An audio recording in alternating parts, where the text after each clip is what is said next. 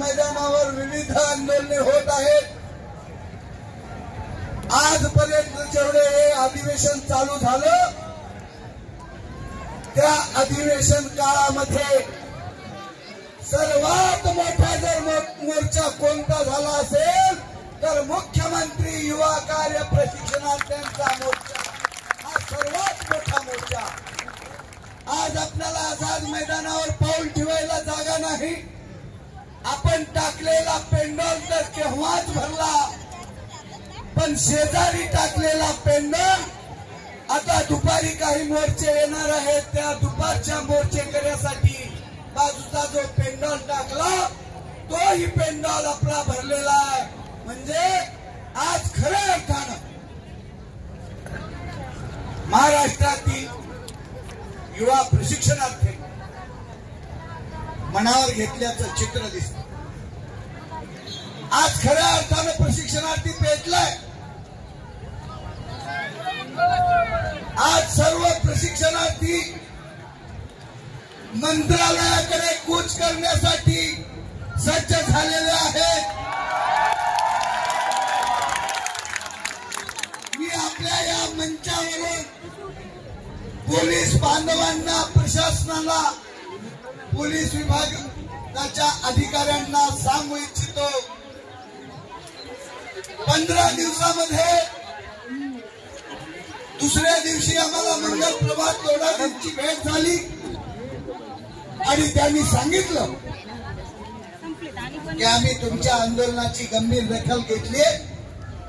संपूर्ण महाराष्ट्रामधून आंदोलन म्हणून प्रशिक्षणार्थी रस्त्यावर उतरलेले आणि ह्या प्रशिक्षणार्थ्यांच्या आणि तुमच्या आझाद मैदानावरील उपोषणाची दखल घेऊन आम्ही यावर गंभीरपणे काम करत आहोत, गंभीरपणे काम करत आहोत आणि 8 ते 10 दिवसामध्ये आम्ही तुम्हाला GR देऊ।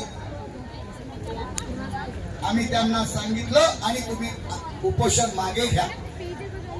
आम्ही त्यांना नम्रपणे सांगितलं, बांधवांनो तुम्ही GR करा, आम्ही आझाद मैदान सोडू।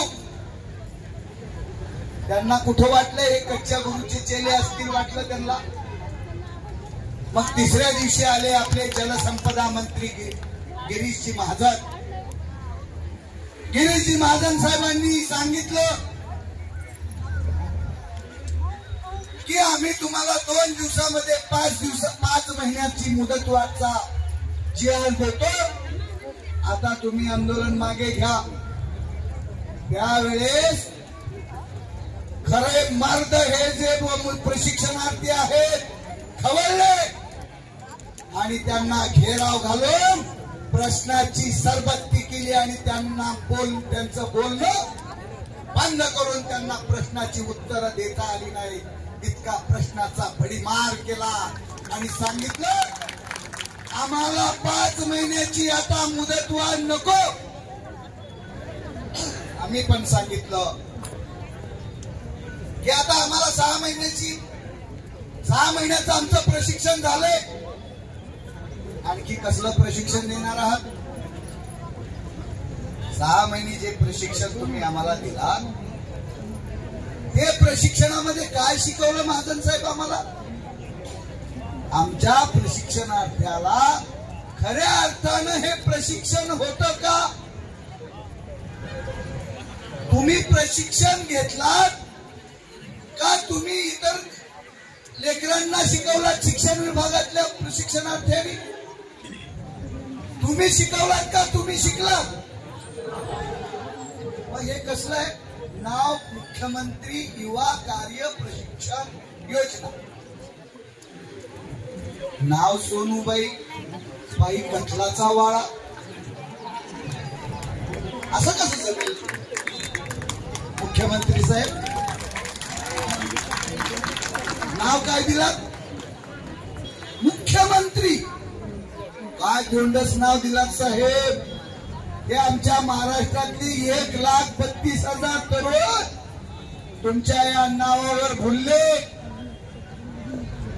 आणि 6 महिने तुम्ही प्रशिक्षणाच्या नावाखाली यांच्याकडून 20-20 वर्ष 10-10 वर्षाची पेंडिंग असलेली कामं करून घेतला आणि त्याचं नाव काय ठेवलं? मुख्यमंत्री युवा कार्य प्रशिक्षणार्थी. वारे वा गभरू. नाव सोनूबाई पायी कथलाचा वारा. कसं जमेल? मुख्यमंत्री युवा कार्य प्रशिक्षणार्थी म्हणणार आणि कुठलं प्रशिक्षण दिलात यावर प्रशासन किंवा शासन कुठलंही उत्तर देऊ शकत नाही. बांधवानो, तुमचं 6 महिने या लोकांनी 6, 8 आणि 10 मध्ये तुमच्या क्रय शक्तीचा दुरुपयोग करून तुमचं शोषण करण्याचं काम केलेलं आहे. हे मी या ठिकाणी ठामपणे सांगतो. ठीक आहे,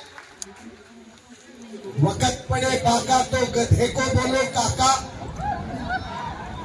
हे आपल्या ग्रामीण भागामध्ये मन रूढ आहे. आपल्यावर वेळ वाईट आहे. आपलं वय होत चाललेलं आहे. 5-5 पदव्या डोक्यावर घेऊन आपण फिरतोय. आता या ठिकाणी एक भगिनी आपली युवती बोलत होती की मी MPSCचा अभ्यास करता करता प्रशिक्षणार्थी झाले. वाटलं MPSCच्या जागा निघत नाही. निघालेल्या जागा मोजक्या असतात आणि परीक्षा देणाऱ्यांची लाखावर संख्या असते. भागते भूत की लंगोट सही या म्हणीप्रमाणे हे 10 तर 10 सही म्हणून भगिनी आली. आमचे युवक आले, बांधव आले. 1,32,000 प्रशिक्षणार्थ्यांनी आपला फॉर्म भरला. शासनाच्या सेवेमध्ये काम केल्यानंतर काहीतरी आपलं भविष्य उज्ज्वल होईल या भाबड्या अपेक्षेनं माझा हा शिकलेला बांधव आणि माझी शिकलेली भगिनी या प्रशिक्षणामध्ये सहभागी झाली.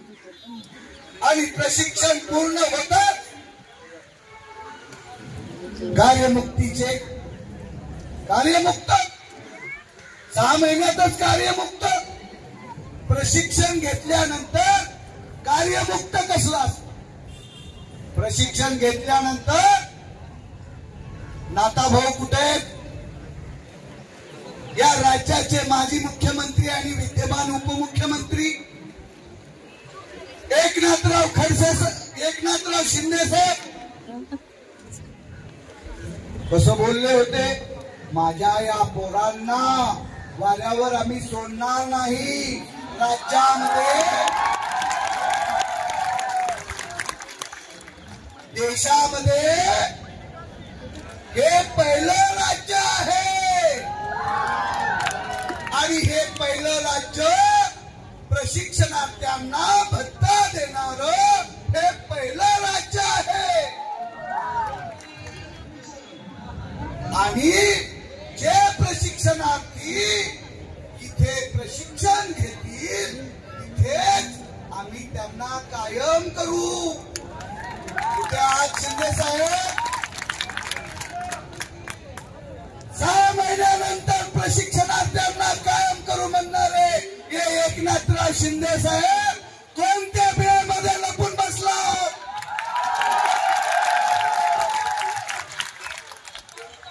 तुम्हाला विश्वास नव्हता खुर्चीची, तुम्हाला नव्हता विश्वास या महाराष्ट्राचा तख्त पुन्हा काबीज करण्याची तुम्हाला विश्वास वाटत नव्हता. म्हणून होय मी सांगतो, मी भारतीय जनता पार्टीचा कार्यकर्ता आहे. मी अटलजी अडवाणीच्या विचारधारेमध्ये वाढलेला कार्यकर्ता आहे. माझ्या अटलजींनी, अडवाणीजींनी, गोपीनाथ मुंडे साहेबांनी खोटं आश्वासन कधीच दिलेलं नाही. देशप्रेमानं ओतप्रोत झालेली भारतीय जनता पार्टी, राष्ट्रप्रेमानं ओतप्रोत झालेली पार्टी, देश देव धर्म डोळ्यासमोर ठेवून काम करणारी भारतीय जनता पार्टी आता सत्तेच्या पाठीमागे लागली की काय? असं म्हणण्याची दुर्दैवानं वेळ माझ्यासारख्या सामान्य कार्यकर्त्यावर येऊन ठेपलेली आहे. आणि या ठिकाणी कोणत्या लाडक्या बहिणीला 1,500 रुपये मागितले होते? आता भाऊ, देवा भाऊ, सांगा कोणत्या लाडक्या बहिणीला 1,500 रुपये मागितले होते? ठीक आहे, तुम्ही होऊन देताय तर आम्ही त्याचं स्वागत केलं. पुन्हा 1,500 रुपये दिल्यावर पुन्हा या लाडक्या बहिणी जरा दुसरीकडे पळून जातील म्हणून 2100 रुपयाचं खोटं आश्वासन दिलं. भाजपच्या मॅनिफेस्टो मध्ये 2100चं आश्वासन आहे का नाही? मग त्याच्यावर एक शब्द सुद्धा नाही राज्यपालाचा कालच्या विधान अधिवेशन काळामध्ये. म्हणजे सांगायचं तात्पर्य की अटलजी अडवाणीच्या विचाराची भारतीय जनता पार्टी आहे का, हा प्रश्न आता आम्हाला पडतोय. म्हणून आज या ठिकाणी अनेक ठिकाणी त्यांचे गट्टे झाले, अनेक ठिकाणी त्यांच्या मुलाखती घेतल्या देवाभाऊच्या, आणि देवाभाऊने सुद्धा सांगितलं की हे प्रशिक्षणार्थी जर चांगलं काम केले असतील, जे प्रशिक्षणार्थी चांगलं काम करतील त्यांना आम्ही तिथेच कायम करू. हे देवाभाऊ बोललो होतो का नाही? देवाभाऊ सत्तेसाठी आणि खुर्चीसाठी तुम्ही जे आश्वासन दिलं, या खात्याचे मंत्री मंगल प्रभात लोढा यांनी सुद्धा सांगितलं होतं का नाही? त्याच ठिकाणी कायम करू. मग मला आता काही लोकांचे फोन येऊ लागले, आपल्या सरकारच्या विरोधामध्ये बालाजी पाटील तुम्ही कसं काय आंदोलन करता?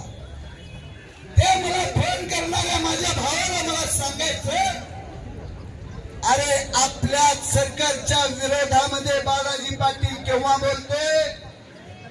अरे आपल्या लोकांना ह्या लोकांनी सत्तेत बसवलं, ज्या लोकांनी सत्तेत बसवलं ती लोक आपली आहेत, आणि ज्या लोकांसाठी बालाजी पाटील चाकूरकर, अनुप चव्हाण, हरिभाऊ राठोड भांडतात ते लोक सुद्धा आपलीच आहेत. म्हणून बालाजी पाटील आपल्या सरकारला भांडते, ते मी त्यांना ठणकावून सांगेन. म्हणून नावानं आपण माझं काय व्हायचंय ते होईल. तुम्हाला मी स्पष्ट शब्दात सांगतो, माझं राजकीय भविष्य काय व्हायचंय ते होईल. काय करतील? फार झालं तर मला पार्टीतून काढून टाकतील, पण माझ्या हृदयामध्ये, माझ्या रक्तामध्ये जो देशप्रेमाचा स्फुल्लिंग मला ज्या अटलजी अडवाणी, गोपीनाथ मुंडे साहेबांना, नितीन गडकरी साहेबांना जे मला राष्ट्रप्रेमाचं मला शिकवण दिलेली आहे, की राष्ट्रप्रेमाची शिकवण माझ्या रक्तातून तुम्ही काढू शकत नाही. या देशप्रेमानं ओतप्रोत झालेल्या माझ्या या युवा प्रशिक्षणार्थ्यांना न्याय मिळवून देण्यासाठी मी पक्ष सोडा हो. पक्ष तर दिवसातून 4 पक्ष बदलणारे लोक बघायला आपण. आपणाला कपडे बदलायला वेळ लागत असेल, तेवढ्या वेळात पक्ष बदललेल्यात त्याच्या आधी. त्याच्यामुळे आता या पक्षावर आणि पक्षाच्या बदलणाऱ्या या सध्यासारख्या बदलणाऱ्या नेत्यावर आता जनतेचा विश्वास राहिलेला नाही. म्हणून पक्षातून माझी जरी का हकालपट्टी झाली तरी मी त्याला न घाबरता, माझ्या देहाचे 2 तुकडे झाले तरी या प्रशिक्षणार्थ्यांना मी वाऱ्यावर सोडणार नाही. कारण मित्रांनो, घेण्यासाठी आज बोलत नाही मित्रांनो, मला भाषण आवडत नाही मित्रांनो. मी नेताजी सुभाष बाबूचा कार्यकर्ता आहे. नेताजी सुभाष बाबू सांगतात, नो भाषण ओनली ऍक्शन. भाषण नको कृती हवी म्हणणाऱ्या नेताजी सुभाष बाबूचा मी बघताय. पण आपल्याला जागा करण्यासाठी आणि आपल्या कानाचे पडदे उघडण्यासाठी मला तुमच्या पुढे मोडके तोडके शब्द बोलावे लागतात. म्हणून भावानो, भाषण महत्वाचं नाही. आपला न्याय हक्क, आपल्याला न्याय हक्क आपल्या पदरात पाडून घेण्यासाठी केवळ या आझाद मैदानातील प्रशिक्षणार्थ्यांना न्याय मिळवून देण्यासाठी 1,32,000 प्रशिक्षणार्थ्यांपुरतो आता बालाजी पाटील चाकूरकरांचं हे आंदोलन सीमित नाही आहे. या पुढल्या काळामध्ये माझं जे काही 22 वर्षाचं 10-5 वर्षाचं आयुष्य आहे ते आयुष्य, संपूर्ण आयुष्य या महाराष्ट्रातल्या बेरोजगारीला, या बेरोजगारांना रोजगार मिळवून देण्यासाठी माझं संपूर्ण आयुष्य मी वेचण्याचा संकल्प करतो. आणि पुढच्या काळामध्ये तुम्हाला जरी न्याय मिळाला मित्रांनो, ज्या लोकांना न्याय मिळवून द्यायची गरज आहे त्यांना सुद्धा न्याय मिळवून देण्यासाठी मी पुढचं आयुष्य वेचणार आहे. म्हणून छोटे विचार कधीच पाहू नका. एपीजे अब्दुल कलाम साहेबांनी आपल्याला सांगितलंय, आपले राष्ट्रपती. छोटे स्वप्न पाहू नका. छोटे स्वप्न पाहणे हा गुन्हा आहे म्हणून सांगितलं. म्हणून बालाजी पाटील चाकूरकर छोट स्वप्न कधीच पाहत नाही. या माझ्या महाराष्ट्राला जो बेरोजगारीचा रोग लागलाय, तो लागलेला रोग, तो लागलेला कलंक 100% पुसेपर्यंत या महाराष्ट्रातल्या सत्तेत बसलेल्या लोकांना सुखाची झोप बालाजी पाटील घेऊ देणार नाही.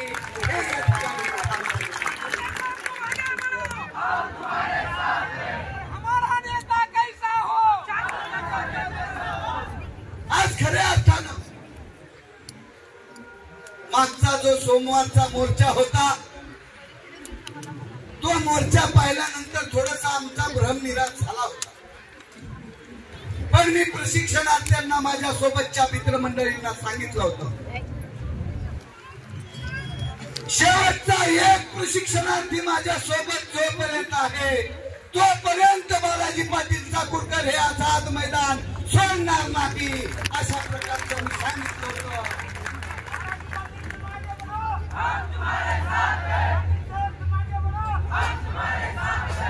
आणि आज महाराष्ट्राच्या कानाकोपऱ्यातून 36 जिल्ह्यामधून एवढ्या मोठ्या संख्येनं, विराट संख्येनं जे प्रशिक्षणार्थी आज आझाद मैदानावर आले, त्या प्रशिक्षणार्थ्यांच्या उपस्थितीमुळे आज माझी छाती 36 इंचाची नाही मित्रा, 56 इंचाची झाली. 56 इंचाची. या छातीवर गोळी चालली तर सुद्धा गोळी टुपकून बाजूला जाईल, पण छातीत घुसणार नाही. इतकी ताकद मला या आझाद मैदानावर भेटली आहे मित्रांनो.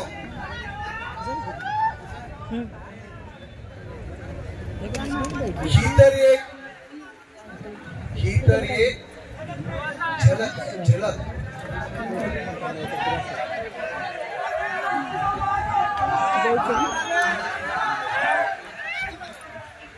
ये तो एक आगे का पिक्चर, अरे ये तो एक झांकी है, अरे ये तो एक झांकी है. आणि तुम्हाला सांगतो मित्रांनो, आज 5 ते 10,000 लोक आझाद मैदानावर आले. नक्कीच येणाऱ्या काळामध्ये महाराष्ट्रातल्या 1,32,000 प्रशिक्षणार्थ्यांपैकी 50,000 लोक या मुंबईमध्ये आल्याशिवाय राहणार नाहीत, हे तुम्हाला मी विश्वास दाखवतो.